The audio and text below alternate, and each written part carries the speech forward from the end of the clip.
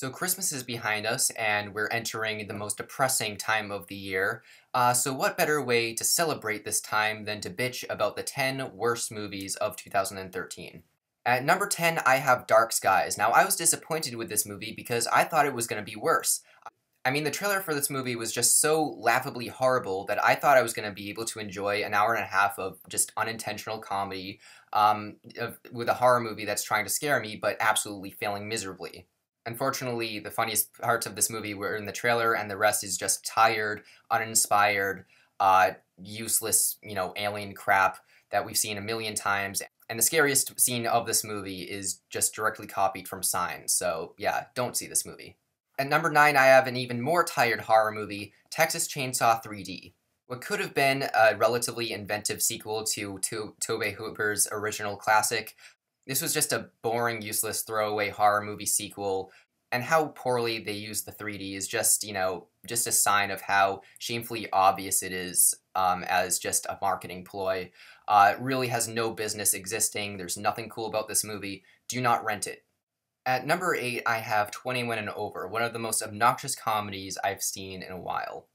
There's not much to say about 21 and Over, except for the fact that it tries to be like Superbad and The Hangover and a bunch of, thousands of movies that have come before it. Very few of those movies have actually worked, and this is not one of the movies that do work. There's really no one in this movie to relate to. Our good guy of the pack, I guess, is this Asian wannabe medical student or whatever he wanted to be, whose father was really tough on him. But there's nothing likable about this character. There's nothing likable about any of them. Miles Teller is just excruciatingly annoying in this movie. He's a terrible friend, and then they try to throw some redemption to him at the end, which all these movies try to do with this kind of character. There's always these three same guys in every party movie, and Miles Teller is the party guy, the really obnoxious party guy who everyone hates, but then they try to give him some redemption at the end. They try to give him some redemption at the end. He says, "Okay, I'm gonna get my shit together." And he fails at it. He doesn't, so there's no redemption for his character. I didn't care about anything that was going on in this movie. I didn't think it was funny in the slightest. The slapstick was just gross and really poorly handled. And if you like it, fine, whatever. I really, really, really, really didn't. At number 7, I have an even lazier comedy called The Identity Thief. Now, a road trip movie starring someone as hilarious as Melissa McCarthy and someone who plays such, a great cynical asshole as Jason Bateman, and pair them together in this movie, it should work out really good, but it absolutely doesn't in this. Jason Bateman really has no charisma in his role, unfortunately. And Melissa McCarthy's, character is a lot like what I talked about just now with Miles Teller's character in 21 and Over. She's obnoxious. There's nothing likable about her. Then they try to throw in some pathos, because she used to be bullied or whatever, and, her whole life she was, beaten down because she was fat and obnoxious. Well, yeah, if you're obnoxious, then you probably should be deserved to be treated poorly. And there's just nothing else. There's nothing relatable to her or Jason Bateman. The jokes are just so lazy and so repetitive. This movie is just useless, and it's not offensive by any means, except for the fact that I really can't remember it. It's offensive because of how inoffensive it is there. At number 6 is probably the most disappointing movie I've ever seen.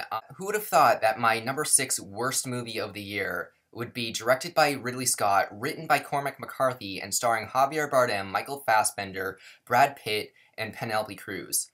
Surely not me, until I was sitting in that theater, really, really, really eager to leave.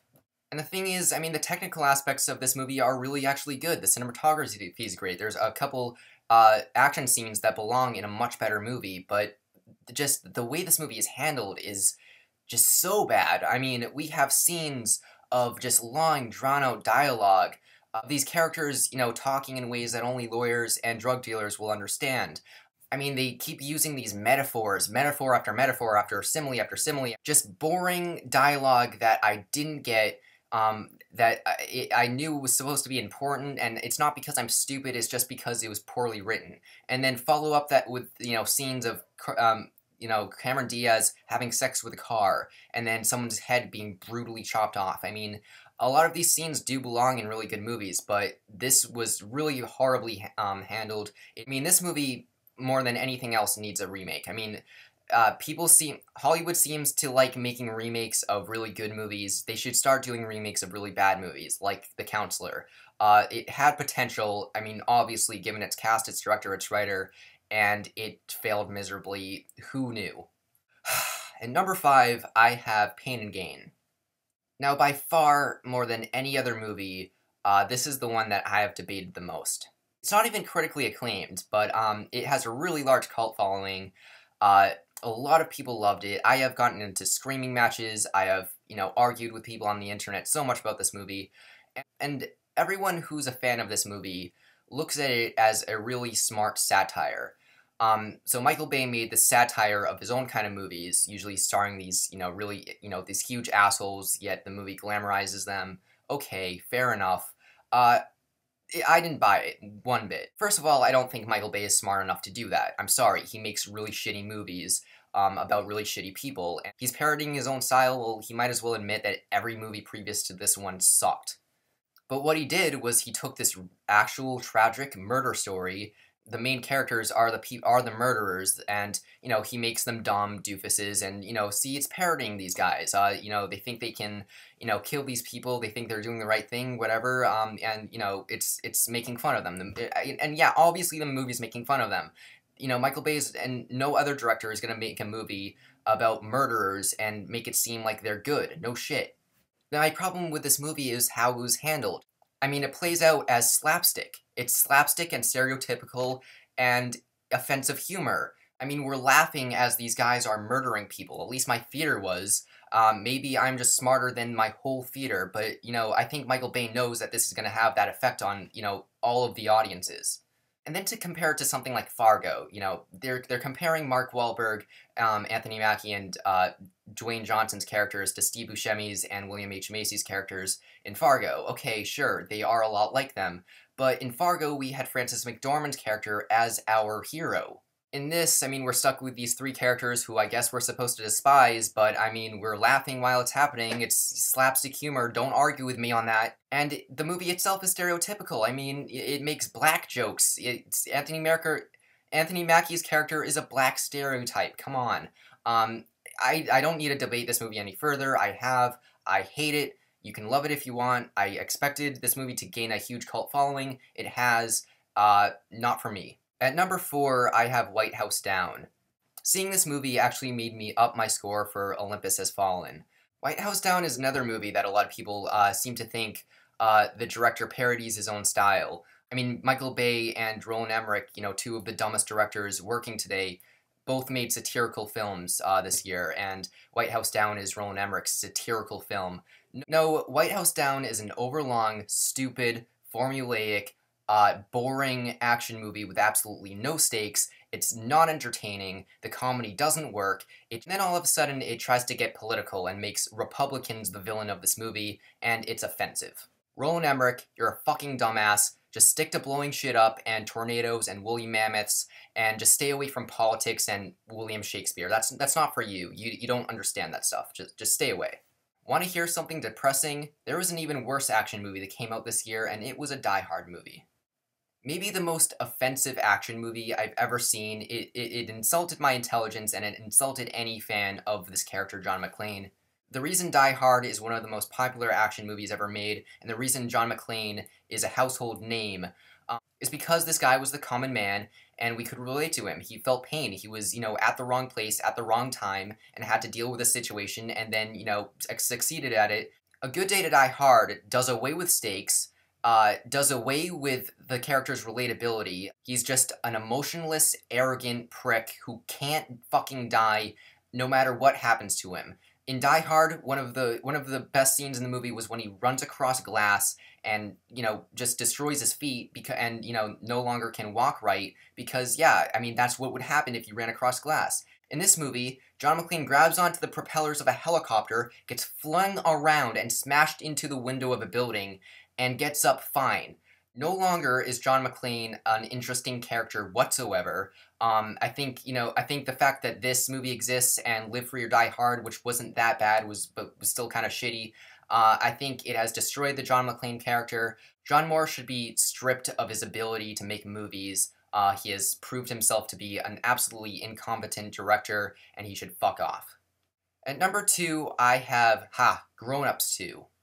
Now, this movie was actually filmed in my hometown during the summer of 2012.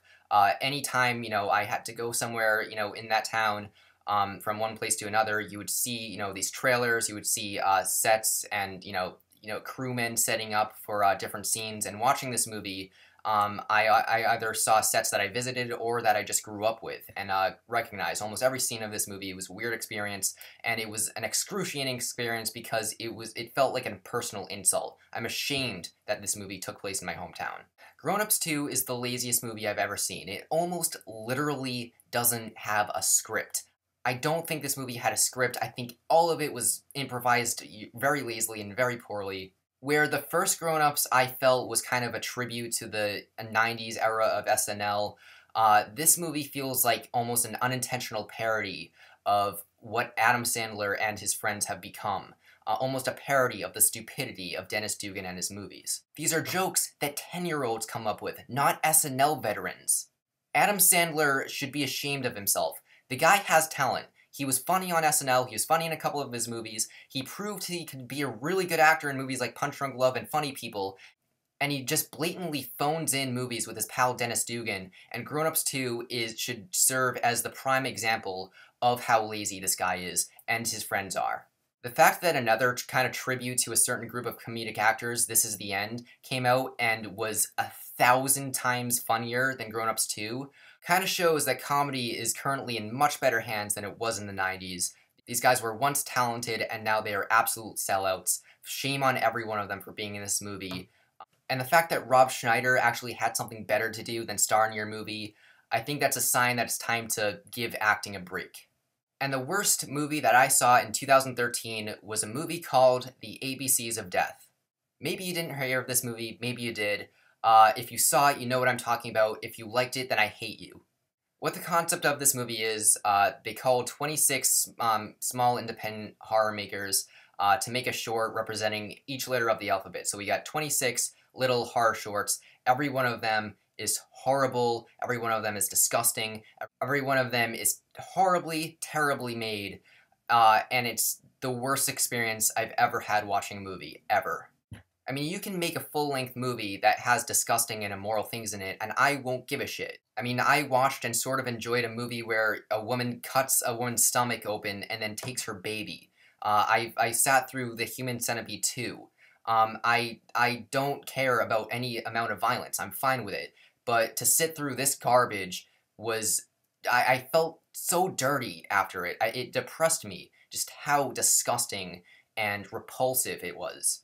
To sit through these 26 4-minute long shorts, one of which has this little boy being raped by a fat guy, and then there are these two people who are watching who are forced to jack off to it, and the first one who ejaculates first wins, and the other one gets killed.